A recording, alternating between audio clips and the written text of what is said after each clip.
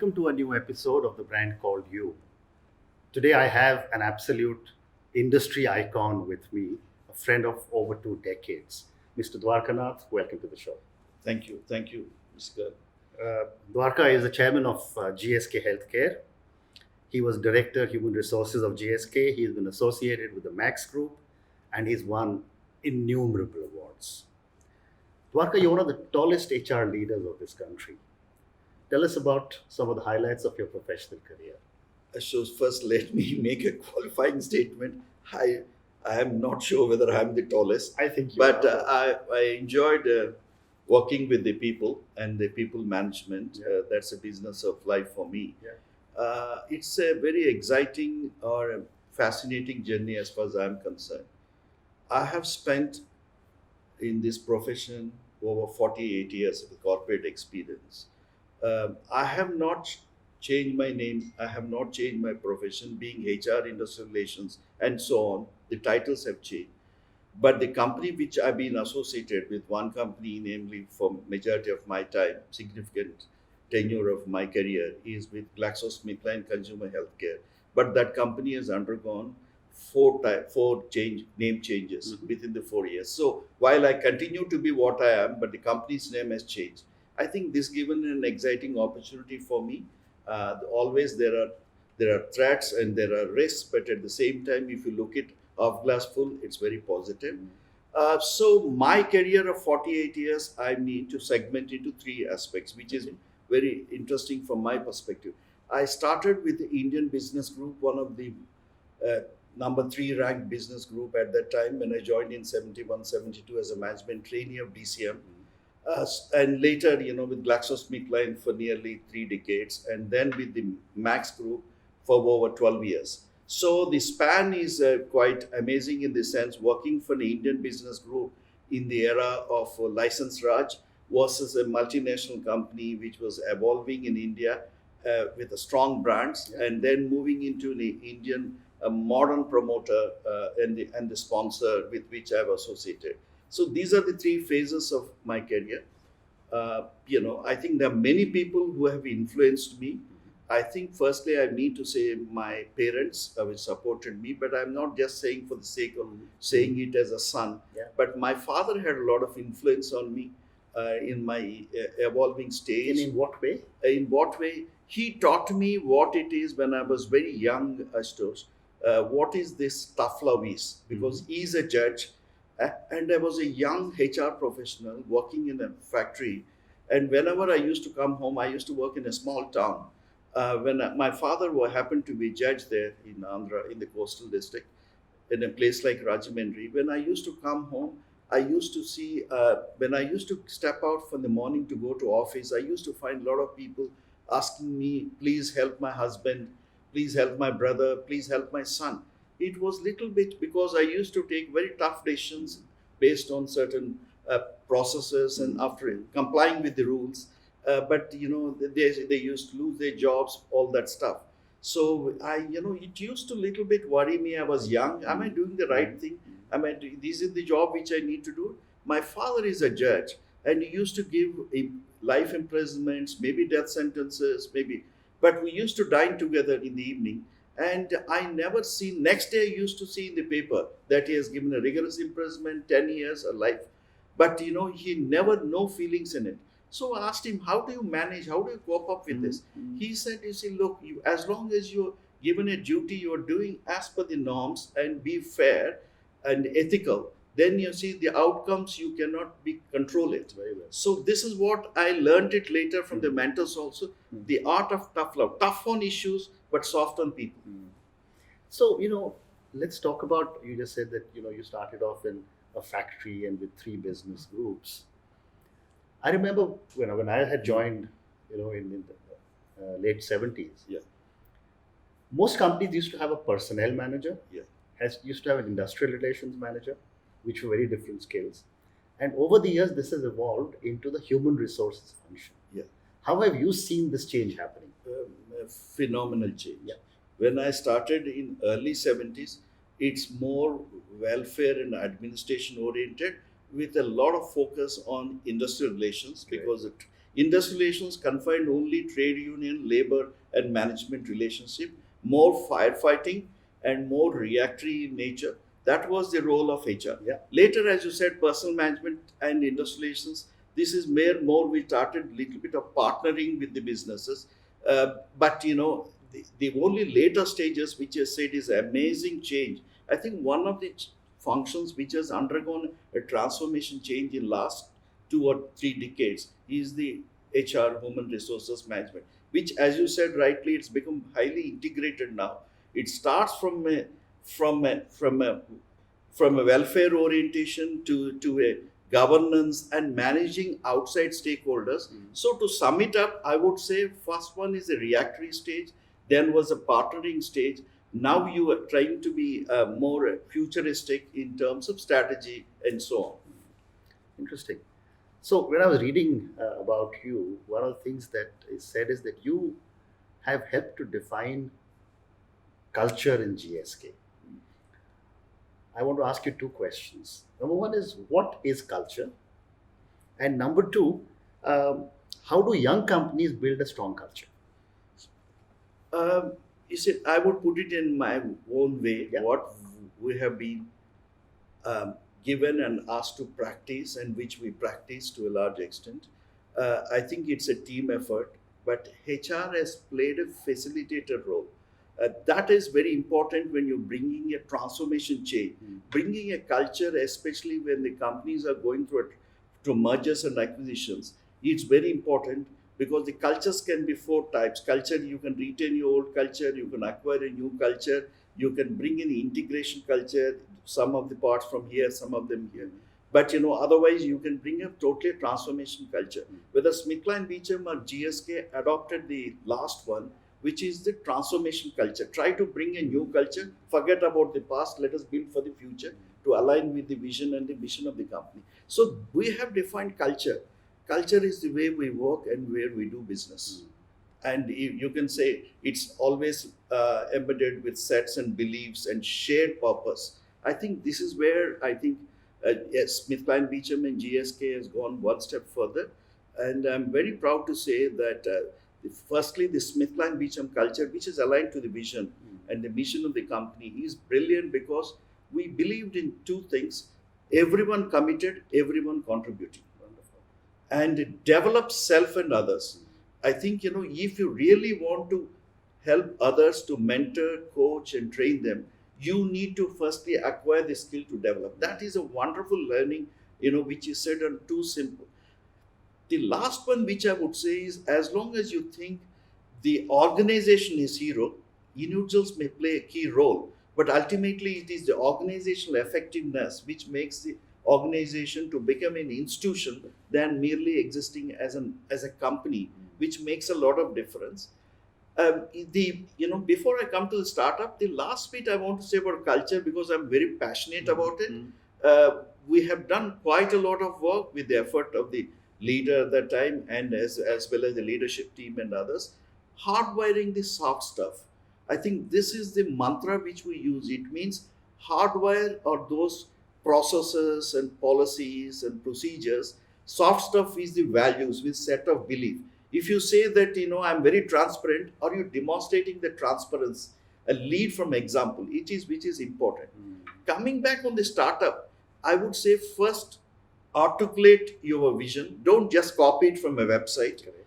And articulate your vision based on your requirements and your architecture, and then verbalize it, communicate it, and then practice it. I think this culture has to start from the top. If it's not a top-down culture, it will never percolate to the other levels of management. And then you need to practice, and then you need to measure it. Yeah. I think if you don't keep scoring, you are just practicing. And apart from measuring, you need to reward the right people. Correct. That means if you say that I recognize performance, and then you have to meritocracy has to come into play. It's not just mere tenure, but is value added to the organization. Very true. So as you were talking, I was thinking when I joined ITC, I was transferred first to hotels division, and I joined when it was just about starting. So we had people who had come from Ashoka Hotel, someone had come from Oberoi, someone had come from Taj. And I remember in those days, Ravi Bhuthalingam, Yeah, yeah.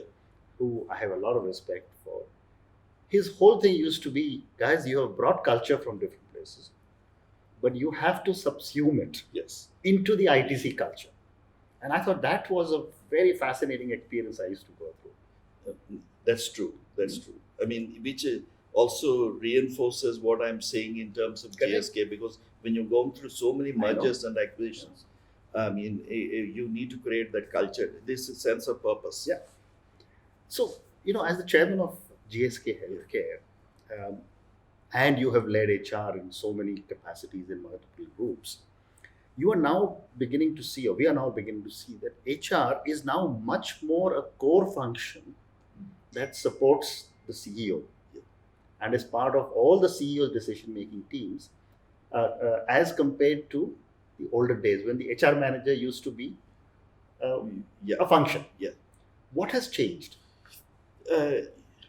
Significant change. I think HR used to be seen as a sort of firefighting, at the most partnership, as I said, but they never seen that can be a form part of the strategy group of the organization. And a key CXO member. And key C. And for me, I think I used to say it for many years, and I strongly believe it, Ashutosh. For me, CEO or the MD or chairman is alone there. I think you need somebody who is a credible activist. Correct. And a facilitator for whom he can bounce his thoughts, and who can be also is a confidant. So this is where some of the, it depends on two factors. Firstly, the culture of the organization and the style of leadership. I mean, both will play an important role. As you know, sometimes a great organization, but a poor leadership can ruin that sort of a setup. I'm fortunate to be associated with GSK, though nearly 3 decades as an executive, and again being associated continuously. So my association with GSK Consumer Healthcare, out of 60 years, I have an association of 40 years. So one of the hallmarks of this in terms of human capital management, Ashutosh, if I can say, is that they always had HR professional in the board of GSK over 45 years. And I'm on the board of this company for last 21 years. So, which is a very rare, HR giving a seat at the center, right from 1975, is something amazing. That given a sort of a signal to employees that HR is not a mere support function, but they hold a strategic focus even 4 decades back, which helped me also to develop myself to be seen more as a business manager, rather than just looking after HR. I never considered, to be honest with you, for last 25 years, with say since early 90s, I never considered myself as a mere HR guy. But I always be involved in the business decisions, because either be restructuring, or be it keeping retention of talent and leadership development. And so that takes me to my next logical question. With having worked with thousands of people, the Gen X, Gen Y, Gen Z, and now the millennials, as people say, the entire alphabet soup. How have aspirations of young people started to evolve over the last 30 years? What has your experience been? It's a tremendous experience, because I dealt with who are elder to me, my father's age, my son's age, and I'm now going to enter the fourth generation, grandchildren age. I think it's an amazing experience, but I value their outlook, their approach, because sometimes we try to dismiss them, saying, oh, they are different. Every generation is different. I mean, you are different from your father, your son is different from you, and so is your grandchildren tomorrow. But the only thing is that evolution happens perhaps once in 10 years. In a decade, there used to be a change. But now it's more rapid because of the globalization, technology, and the ability to take risk and entrepreneurial skills these guys have as compared to us, whether me or you, because we worked in a great companies. It's for many reasons we said this is a safety net, we can't afford to lose it. But these people are willing to take chances because there are more opportunities around. So I think it's an amazing experience for me. I really encourage them, because for me, a lot of learning happened in last more than 2 decades, to be honest with you, through reverse mentoring and reverse learning, because their ability to challenge you and ability to take risk, they wanted empowerment, and they wanted, of course, instant recognition, but at the same time, they are also willing to, put their hands and work hard to make it happen. That's very well said. Reverse learning. Yeah. Very few leaders at your stage in life are going to say that at my seniority, I'm nobody to learn. And yet, over the years that I've known you, you've always said, I'm constantly learning. I think continuous learning is something. I think in India we suffer from A square syndrome. Age and authority play a vital role. How come I'm 48 years old, experienced guy? Oh, you are not even 25. How can you tell me Correct. what I'm doing is right? Correct. I think if you want to be relevant, Ashutosh, you are also relevant in the current today, because you need to understand their psyche. Correct. And you have to get into their levels, so that if you're not relevant and if you're not contributing, they will not listen to you. There is a subtle difference, if I can say, positional authority versus personal credibility. Correct. Whether you have a title, I've said it in some other form, titles and designations, they do not matter beyond a point. Correct. It is the value you can add to it. Ashutosh, whatever you hold, I will come and ask you for advice. Lot of guys who work with me, they moved up, they become CEOs, global level, with the GSK others. They ring up, sir, what should I do? Hey, do you think I should accept this job? This comes because that is the personal credibility you have established, that you can add value. So you need to be relevant. If you're not relevant, I don't think I'll be doing this interview with you, because people would not care for it, because that's more important. That is true. That is true. So, an interesting question I want to ask you was that, you have been a one company person most of your life. Your son has stayed with GSK or PNG for a long period For of 19 time. and a half years. I look at my sons, one with 13 years with MX, one 11 years with PNG, only job.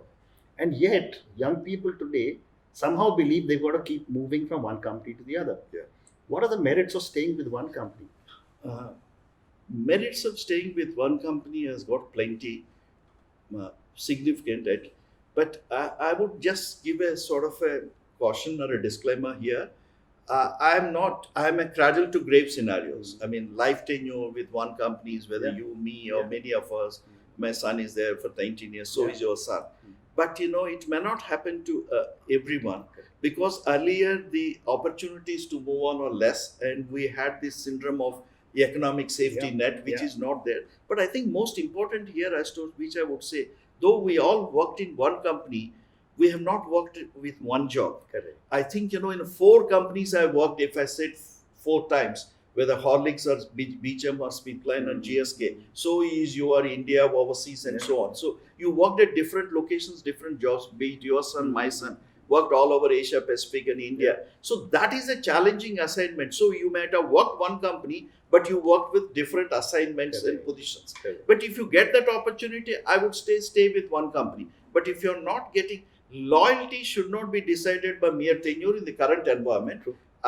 While I'm saying don't change the job for the sake of saying, because of the peer group pressure, this is some of the myths people. And secondly, somebody advised one of my management trainees when she went to Alma Mater, come out of 40 in the batch, very premium business school. At 35, I've changed the job in first 3 years. How come you're not changed? That means something wrong. She came and put in papers, she got into job. I was advising, don't change for the sake of changing, unless you feel a compelling reason to change. Correct. That's Correct. my advice. Correct. Very interesting. Very interesting. And, when it comes to networking, it's very important. Like, a lot of people come and ask me, how important is networking in my career? And I often ask them, how do you define networking? And they say, get to know more people. What are your thoughts on networking?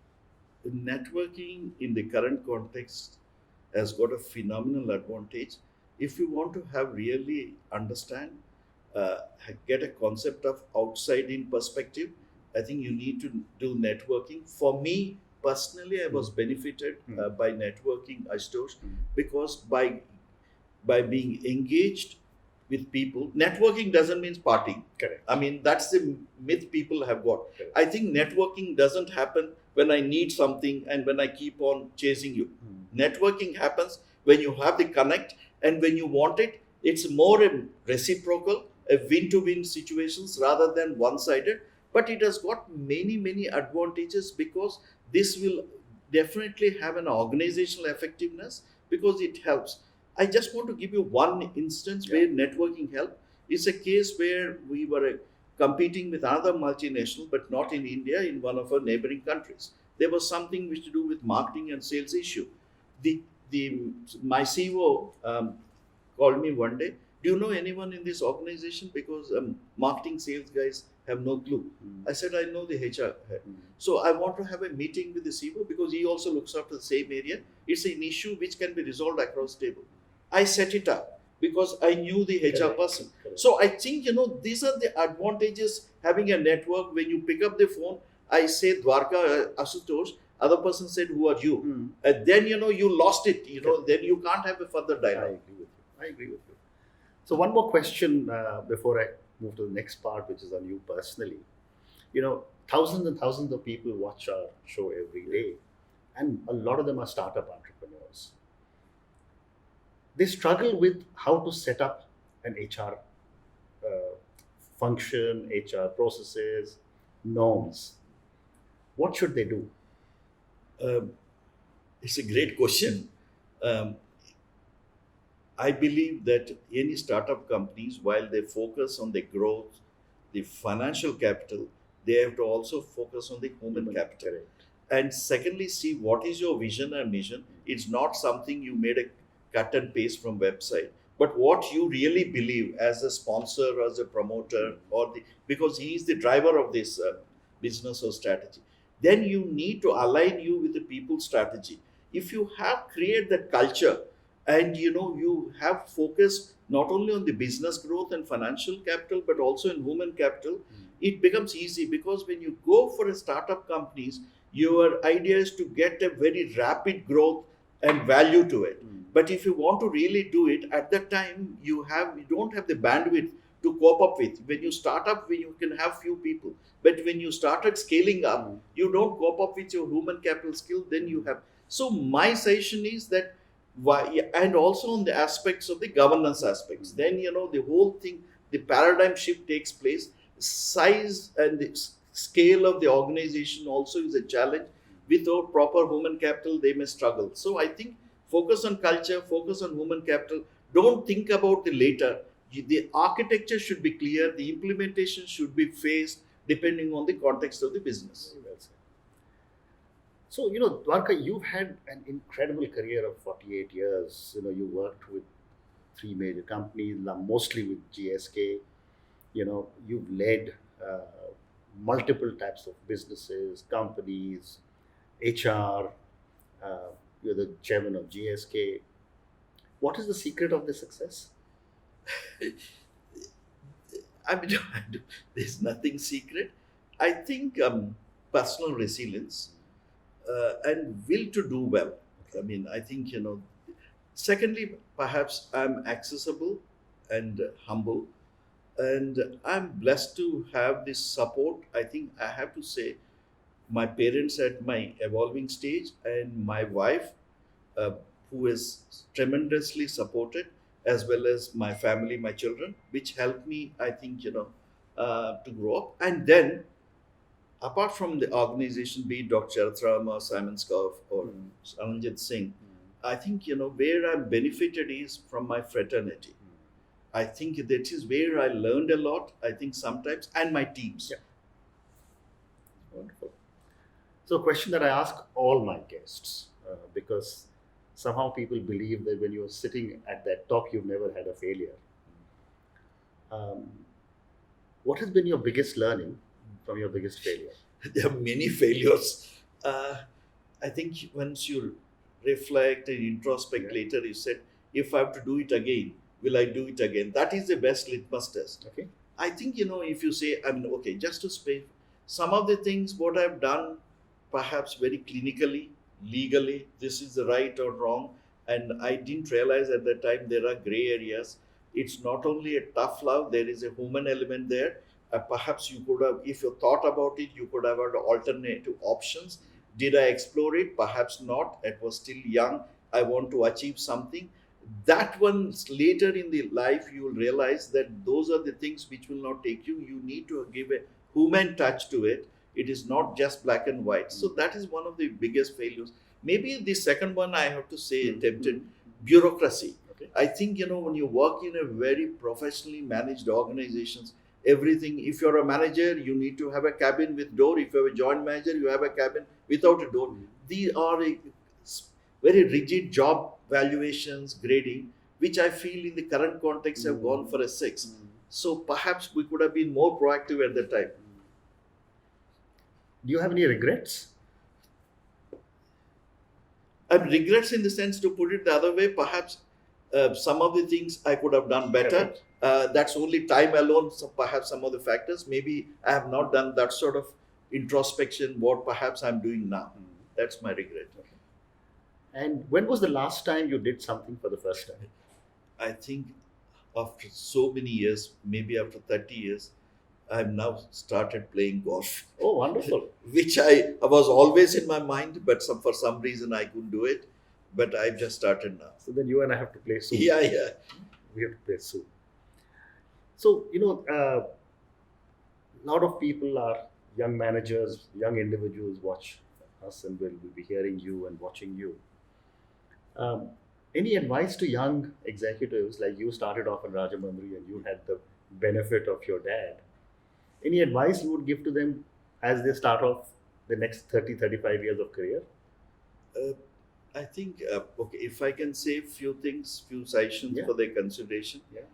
Um, uh, don't burn out.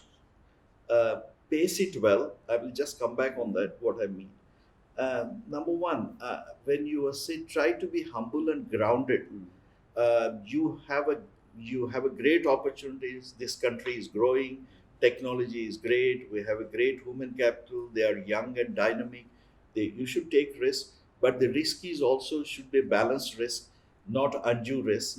And the number two will be, people will say don't do sprint but do marathon. I don't say do sprint or marathon. I would put it that way.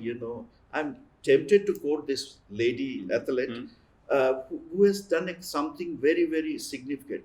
She ran 1500 meters and she ran 10,000 meters. Wow. And this is the first time an athlete, male or female, has done it in Olympics or World Championships. Her name is Sifan Hassan. So this is what I would say to youngsters: follow. There's no point in sprint; you will burn out. No point in creating marathon, because agility, speed to market, change is important. But you need to space yourself from a 1 mile race to a 10,000 meters race. This is where I think you need to. So go step by step, but you need to go with speed, and then be aware of outside in perspective, what's happening around, which will have an impact on you. Very nice. So my last question to you, Yeah. such an amazing career, so many things. You continue to have such an incredible amount of energy to do all kinds of things. What next for you, other than golf? I think, I do believe I had an exciting, and I enjoyed I think you need to enjoy what you're doing, which I enjoyed. I want to focus more on the uh, professional development of young managers. And this is one of my passions. I'm able to do it partly. Try to share your experiences through storytelling to the business schools, universities, and to the young minds. I'm associated with a couple of professional bodies to give some sort of storytelling to them, so that some of them can be valuable tips to them in the future. So that's my focus. Nothing uh, professional or commercial, but it's more to do with the society and people. So I've got one more question that just comes to my mind, and that is um, superannuation. Yeah. There are 100 million people who are now over 60. You have managed your transition beautifully, as an advisor to Max, and Yeah. has continued with GSK. I am reinventing myself, and yet There are so many people who do absolutely no planning for the second innings, and when they reach 60, I often tell people that you will be your post superannuation life will be as long as your working life is. What are your thoughts on how should people plan? It is true. Um, I have not planned fully, but it just happened. But it worked for me better.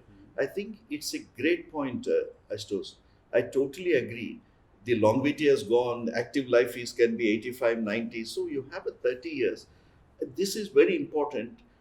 Post retirement planning, unfortunately, we have rules. You need to superannuate and you give opportunities for youngsters. Correct. But you can carve out your future roles, partly to do with a sort of social sector, as well as to give valuable advice. As long as you need to be relevant and contextual, Correct. you can always have a demand. I mean, it's not that people would love to have your wisdom, but in order to make it, you need to be relevant and contextual. Don't think I'm retiring. Age is a number. It's not only relevant number, but it doesn't mean that's the end of your life and career.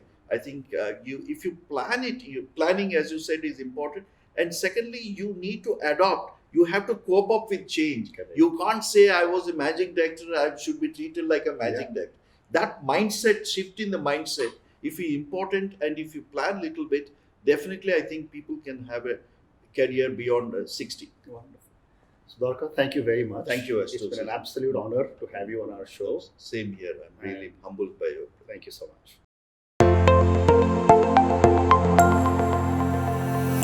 Thank you for listening to the Brand Called You podcast.